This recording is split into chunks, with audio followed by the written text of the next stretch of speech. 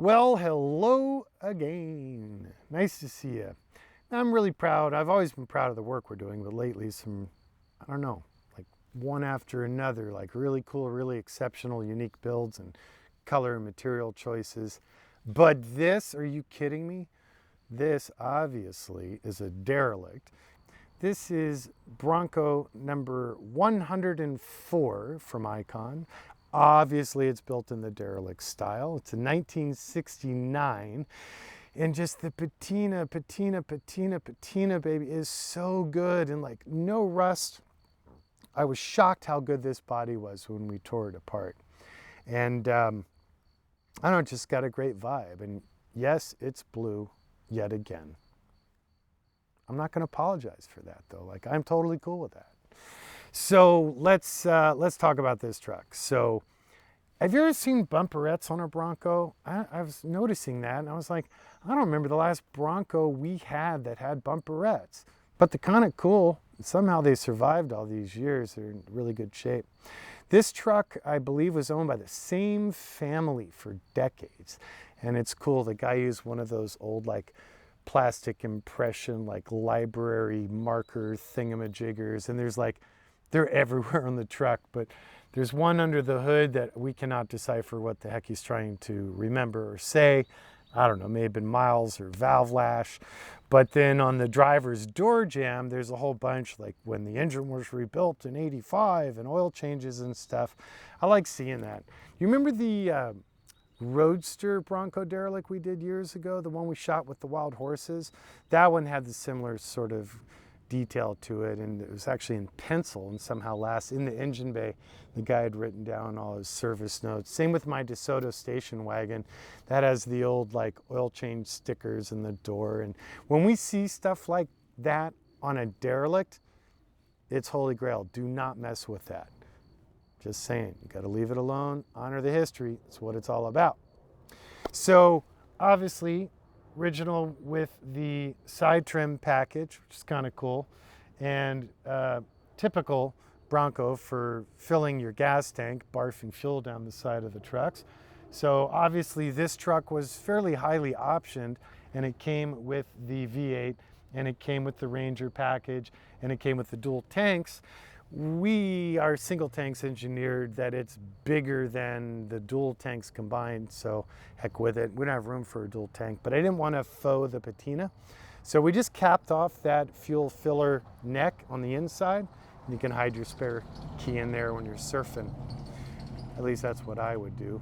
But now that I told you, it may not be a good idea. I'm just not sure. Interior on the truck, we did some really cool stuff. I'll take you on a tour on the inside, and but first let's go through the mechanical, right?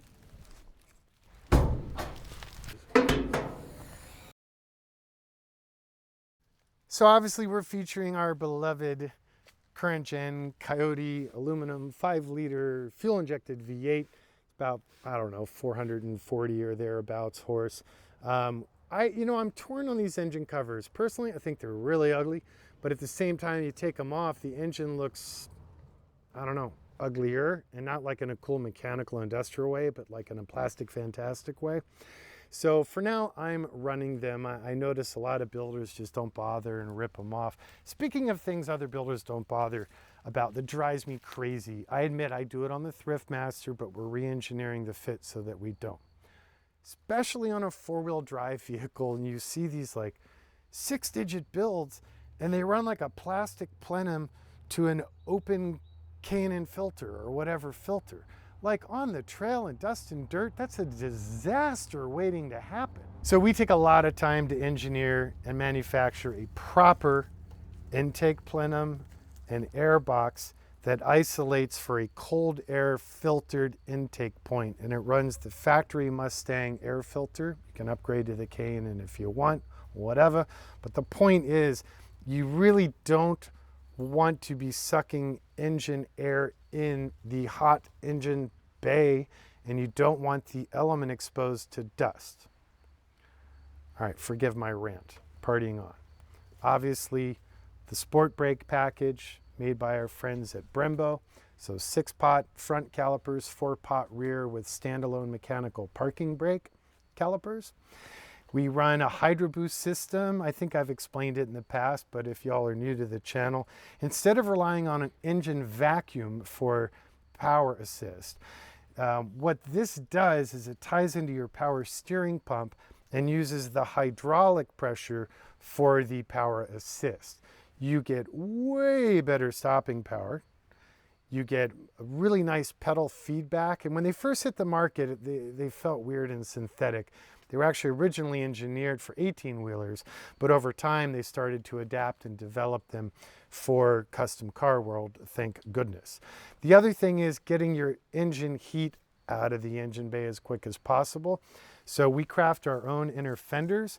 And if you look down inside here, you'll notice they're all fully vented and skeletoned. So that's all done with our laser, and that helps get hot air out. Same with the trans tunnel. You don't want it melting your sneakers and coming into the interior cabin and cooking you. So you'll see in these photos, right? That's an aluminum bent laser cut panel with aerospace heat isolation material on it. So you can touch our floor, full running temperature, whatever, like middle of the desert, and the floor stays nice and cool with the ambient air, and it really makes a big difference. It's also a good trick for isolating the noise of the transmission and the transfer case. This truck's running the automatic. It's the Gearstar AOD with modified hardened shaft and a bunch of other little tricky, better internals. Other details in the engine bay, since apparently I'm doing an engine bay geek out tour spontaneously, the computer. I see builders running the computers and they screw them to the inner fender or put them up on the deck, and they are completely exposed to heat and to vibration and to water and God knows what else. It's the last thing you want to do, in my experience. So we build this structure. This is steel. It's sealed. It's vented on the B side, and it's powder coated. And the factory Ford computer is housed inside of that enclosure. Also, things like, heater control valves. I see so many builds where people leave those just flapping in the wind with the hose. If you're building a custom, never do that. Vintage Air, any of the quality aftermarket heater control valves, they don't like that. I give you 6 months before yours totally quits life and commits suicide. So you always want to hard mount those. It's a subtle thing, but it really makes a difference. We also like to run an external fuel pressure regulator. So you can see ours right there on the firewall. I prefer Aeromotive. Very nice, high quality product. And that's plumbed within the system. It's adjustable, but it's silly. You don't really need it. I think the gauge could be good to identify a service fuel issue. Otherwise, I don't know why you'd screw with it. Fuse panel. We have our principal panel right here. This is from a company called Bussmann. It's a very high quality, fully waterproofed, laminated waterproof indication of what the amperage is and what circuit each and every component is for. The secondary fuse panel that's directly adjacent to it is from Ford. So this is part of our aerospace manufactured wiring harness that we make. And then same with our bulkheads. So you'll notice it's all aerospace grade, cross-link wire, waterproof fill silicones in all the cavities. We run the big sexy aluminum multi-pins for the passenger side feed. And then remember how the factory heater, you have this weird situation going on this ramped section, and the aftermarket ones have that blow molded cheap plastic looking thingamajigger. I redesigned all that. We love Vintage Air. We run their new and improved Gen 5 heat vent AC system with defrost. It's so good. It's quieter. It's 30% more output of air volume than the previous version did, which no one ever complained about. But this one's really nice. And a brushless Spall motor, which is a bonus. But anyway, leave that area nice and clean. And then, of course, on the other side, we do the machined icon badge that speaks to when the vehicle was made, what number it is in the series, yada, yada, yada. And then everyone asks every time we show the picture, but the Nike swoosh is there because Nike was a development partner when Ford first asked us to develop our Icon Bronco. And that's just sort of a subtle thank you to them because we really appreciated the help. They greatly enabled us, like you have no idea. So after that Gearstar AOD automatic with overdrive, we have the beloved Atlas II twin stick shift on the fly, 2-speed part-time 4-wheel drive transfer case. Hey, I'm getting better at that. Still in one breath and I'm still talking. That was amazing, or at least I impressed myself, which is good to do. 1310 U-joints, which then go down to the Curry manufactured axles, Curry Industries. Those are 100% new down to the castings, and they're the best of everything. So fine spline axles. We're running the Dana 44 high pinion architecture in the front. We're running the 60 high pinion in the rear. This particular truck, the axles are equipped with the ARB locking differentials with a dedicated air compressor. And then on the outboard edges of those axles, you will find our super sexy, almost unnecessarily good Brembo brake system.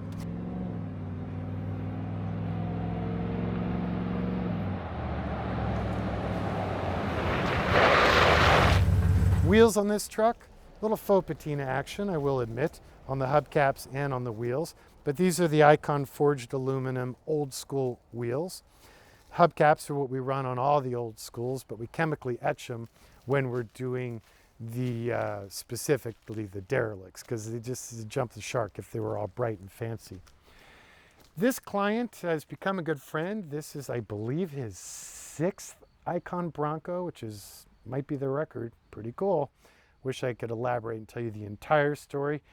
It's super cool, but great guy, and I love that he appreciates our work. He likes the stock tire carrier. Me, no likey. Me, hatey. But whatever, we kept it for him. This spare is really not going to be useful because it is a stock lug pattern. It is a stock 15-inch, and it's a 32-inch tire. But whatever, it keeps that stock style look. And we even put on the cheesy tether that, in theory, is supposed to stop this from opening too much. I don't know. This one had what they called the ranch hand option, where you could reconfigure this, put the spare on the other side, ditch this, swing it all the way to the side of the vehicle, then it would anchor over here. Which, I don't know, can someone explain to me when that would be a good idea? Because you've got like 16 inches protrusion into traffic. I don't get it. But we dug the patina, so we left it alone and we kept it. All right, let's go on the inside. We had some fun with this interior. So I've really become a big fan of this leather. And although I constantly like to mix things up, this leather is so thick, but so soft and so durable. And it's over-dyed. It's full aniline dyed and processed as it normally should be at the tannery. But then it is top rubbed with the black dye to give you this sort of duality and all this marbling effect, which I just love, especially on the Derelicts. We did the full cargo panels with the lit spears. As sometimes with the Derelicts we don't do that, but this one we wanted the fully finished. We also obviously did the old school style door panels on the front that continue those chrome lit spears. Old school, baby, manual windows. It's funny, years ago, my sons, when they were younger and their friends got in one of my cars with manual windows, the kids they didn't know what to do. They just stared at it like, you ever had that happen with them youngins? But anyway, this client appreciates the art of the analog, so manual door locks, manual windows. Audio is our higher end elevated audio, as we call it. So you get the Pioneer NEX head unit that you get with all of our audio systems, but you get the Focal speakers, the K2s with separates, front and rear. You get bass, amplifier, digital sound processor, reverse camera, navigation, USB, Bluetooth, CarPlay, tethered or untethered, and yada, yada, yada. Dash, our design, our manufacture, patina painted, so it looks like it's the original dash, but the angles are different. This rakes out a little bit more so the climate system fits in better while still allowing you a proper glove box. We hide the 4x control instructions in there. These uniballs, they are aluminum, they are not plastic. This is a light, casts a nice subtle light down on your gauges at night. These are all our design manufactured. They appear stock, they were inspired by stock, but stock was plastic, and you know how much I love plastic. Icon keys, so our American partners at Keyport make these for us. You can buy them for your own car, house, or whatever you want. They've got nice high output light, safety modes, good stuff. And then basically it's like a little switchblade. So each key has its own pull. They're color coded. And then we also put in these the secret sauce USB stick.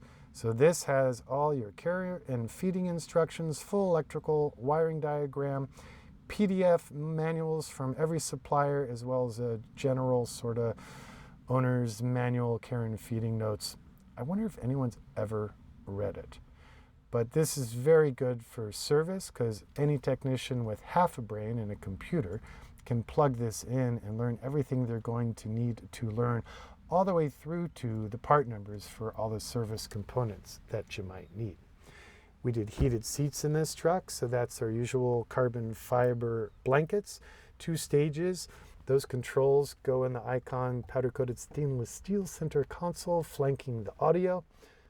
Audio has this separate lid, comes down for security to cover the audio. Ooh, you hear that nice click? That's because there's magnets here, because I hate rattles just as much as plastic. Mouse felt lining in here. This houses your phone, your keys, your sunglasses, whatever. And then for whatever phone system you want, we pre-wire that for you for charging. Up front's the cup holder with the removable Ford OEM cup holders. It's not in here yet, but trust me, that's where the Icon cool nifty rifle action pen goes. The Atlas 2 twin stick transfer case is unique in that it allows you to control the front and rear axles independent of one another. Now, it won't let you do something catastrophic, such as put the front in high and the rear in low. Can you imagine the mechanical carnage? It has nice, simple mechanical stopgap gate systems, so you can only be in equations that are viable. So right now, rear, high range, front is in neutral for efficiency because there's not much off-roading on this Canyon. This client is a fan of the Icon New School style visors, so that's what he got. Usually we run old school on Derelicts or old schools, but this is becoming an increasingly popular request to run these instead. We sell these on the site. We sell the center consoles as well on the site. And the consoles are unnecessarily thoroughly thought through and considered, I guess like Icon is. So gas shock for the lid, LED triggered lighting on the interior, the cup holder in the rear, the cup holder in the front, the separate audio storage compartment, and then USB 3.0 high-speed power ports on the rear, as well as rear floor lighting as well on the outside of the console. Let's have a little ASMR moment. I think people like that stuff. I see those reels. I've never done one. Should I do one? It's like, is that lame or is it cool? I don't know. Backseat, we did the tuck and tumble 2-passenger removable rear bench with 3-point seat belts, and obviously in the same leather. And then you've probably been begging for me to talk about it, wondering why the hell I have not. But how about the flooring on this Bronco? So I've been blessed with a lot of like serendipitous, coincident moments in time. And this is an example of that. So the guy who commissioned the truck has been following my new Campfire Coats brand, where I make apparel. I made this jacket. Most of it's made from modern and antique Pendleton or old Indian like beacon blankets, trade blankets. And he's like, man, that'd be cool. Could we do that in the interior? I see builders do it, but it's a train wreck. It's gonna last like 6 months. Those jacquard weave wools are just not gonna stand up to the wear. Even if you fuse them, trust me, I tried because I really wanted to. But right when he asked me that, I'm like, it's so funny you ask, because just yesterday, there's this cool company called American Dakota that's one of the few American rug manufacturers. And he's like, man, I love your Broncos. I have an old patina Bronco, and I've always wanted to do my rug designs in a Bronco. So if you ever want to play, let me know. So I went through, he sent me some sample rugs, and I'm really nice quality, beautifully bound, and you know me, and US made. So then I got down and deep and dirty with it, and what we did was all of the rugs that he sells are made in the USA. They're in Georgia, and American Dakota tries to work with American Indian, Native American artists whenever possible. In this case, this is not an American Indian made pattern, but it's clearly inspired by the traditional Thunderbird. So this is called the Thunderbird beaded. He has it in different colorways. So you'll notice the traditional American Indian Thunderbird symbol. And since the rugs, all of his rugs are available in 7 different colors, we were able to take our digital 1-to-1 scales and his 1-to-1 files, and then, like I do with the jackets, align the pattern just the way we want it, get the Thunderbird right where we want it, all the different modular front carpet panels to all index together. And then we worked with another guy, a friend of Mark at Dakota's, Tim does like high-end, like museum grade rug restoration. And he has this sexy monster vintage, I don't know if they call it serging or binding with rugs. On apparel we call it serging, but to refinish the edges. And my son did all the file mods, so everything down to like the hardware. He geeked out and notched it so the bolt doesn't create a bump in the rug. So these are removable, serviceable as any of the Icon rugs, but it's something I think we're going to start doing when requested in builds. And there's so many cool designs and colorways. I think it could work out really neat. You see the heat-cured polyurea, of course. No hard top, bikini only. We did it in the light gray. It's our usual fare, so CNC clamps fully braced to the windshield so it doesn't knock the top of your doors. Suspension, of course, we're running our proprietary coil-over suspension. So that's using Eibach and Fox Racing components. This truck specifically has the sport suspension, so that gives you the nitrogen-charged 2.5-inch, 12-inch bodies with the remote canisters, which then have 2 different points of adjustment for different adjustment values and speed rates. Exhaust is our Borla stainless steel exhaust system, food grade stainless, made here in California for Icon. We add titanium catalytic converters to it because then it doesn't stink and it's better for the environment. We also run a full evap system, which I see most people running Coyotes just put a rubber cap over that and party on. This is the restrained exhaust, so it has this secondary resonator, baffler, thingamajigger that helps chill it out just a wee bit. Amp Research powered steps. Of course, the Derelict badges, because all Derelicts got to have the Derelict badges. And this time, we put the Icon Lizard on the hood, looking forward so he can see and enjoy all of the adventures he gets to go on. So that's it. That's all I got for you. But I appreciate your patience and your time and your interest, by gone it. So we'll see you on the next one. Until then, be good to yourself, be kind to others, and peace out.